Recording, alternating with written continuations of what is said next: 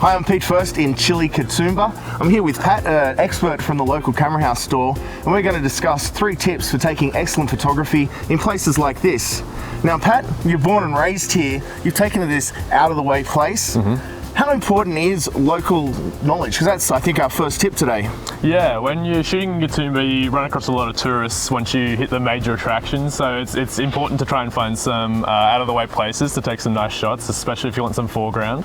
But there is a difficulty to shooting in the Blue Mountains, and I'll explain that.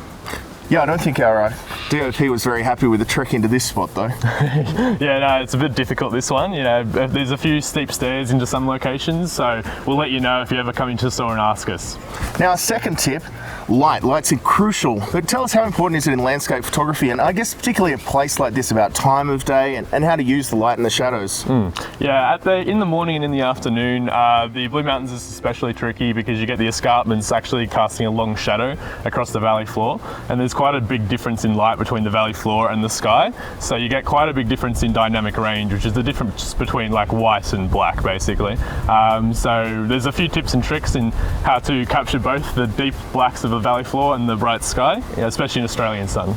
It's also nice the way, particularly early morning and late at night, the way the hue of the light reflecting off like cliffs like behind us, and also capturing the white of the fog in the valley. It's kind of makes your photos interesting when you can play off all those different colors against each other. Yeah, that's right. A lot of local photographers have been experimenting with a lot of different color in their photography, especially in the summer season where you get long afternoons, and you get a lot of color variations during just like a couple of hours in that late afternoon. So even if you're doing time-lapse photography or videography, drone photography as well, you get a lot of different variation in the mountains.